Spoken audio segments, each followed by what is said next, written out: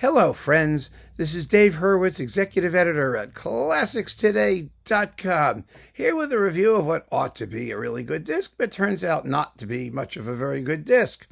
It's this thing on Dynamic, an Oedipus celebration featuring Pizzetti's 3 symphonic preludes from Oedipus Rex, which is really a lovely little work, and Stravinsky's Oedipus Rex. And the conductor is Danielle Gatti, who we haven't heard much from since his dismissal from the Concertgebouw Orchestra for sexual peccadillos.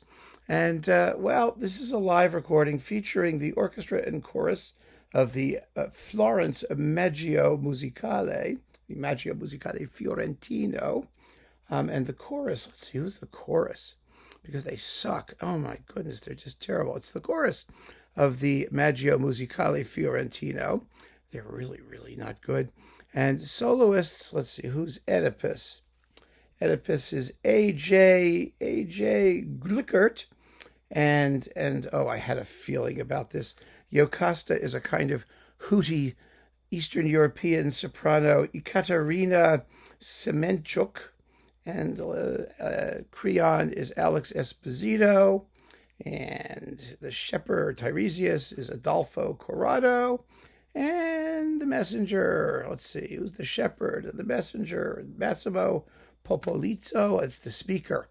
They do the speaker stuff in Italian. Not surprisingly, they're in Italy. So you're doing the language of where you are.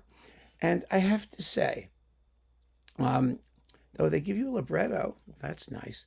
But the performance, let's start with Pizzetti. Now, the Pizzetti 3 symphonic preludes are lovely, lovely works. They happen to be the very first pieces that I played in the Johns Hopkins Symphony Orchestra when I was in college. They're perfect for smaller or amateur orchestras because they're scored for the typical sort of normal symphony orchestra. You know, a small symphony orchestra, double winds, no extras. That kind of thing, just one percussionist. Moi. I mean, you got a timpanist and me playing cymbals. And it's really a terrific piece. This performance is a good one, but it is live and it has its, audience noises and performance noises and things like that happening. And it's kind of blurry in the acoustic in which it was recorded. It's not ideal. Not by any means. There's a much better version on Hyperion that's, a studio job. So that's that. Then we get to Oedipus Rex by Stravinsky, which I just adore. It's just a masterpiece. It's incredible. And this performance is, first of all, let down by some very odd tempo choices. Gatti really is heavy duty in the opening chorus. It's too slow. It's soggy. It's just soggy. And the chorus itself is pretty approximate. There are all kinds of coordination issues, little things. I'm not talking about like major stuff that goes wrong, but it's a live performance and it has live problems that should have been corrected and that weren't. The cast, the Oedipus is pretty good. He kind of bellows, but he's pretty good. He's not too whiny at the end of part 2. He's convincing. Creon, the guys are generally pretty good. They really are. Creon is okay. Respondite. That stuff goes well. The other guys get the job done. Jocasta, I'm so sorry. Poor Ekaterina. She is just loud and wobbly and annoying. And I have to say, one of my favorite parts of the whole thing is the duet. In part 2, I love the duet because it's just insane. That quick duet between Oedipus and Jocasta. And, she's only singing like 4 words. I mean, she's only going, oh, oracula mentiontor, semper oracula mentiontor, Oedipus cave, oracula. I mean, that's all she has to do. You understood me, right? It's oracula mentiontor, semper oracula mentiontor, Oedipus cave,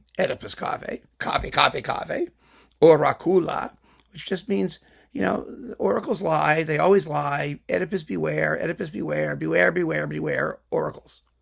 That's the whole deal. And you should be able to understand that. I mean, I know it's very quick. It's too quick at this tempo. It really is too quick. And the blurring I talk about, you know, Stravinsky needs to be rhythmically clear. It's just, you know, in the big Gloria chorus before Jocasta shows up, you know, Gloria, Gloria, Gloria. The underlying motive is a sextuplet, the timpani. 1, 2, 3, 4, 5, 6. 1, 2, 3, 4, 5, 6. 1, 2, 3, 4, 5, 6. 1, 2, 3, 4, like this, like that. Like this.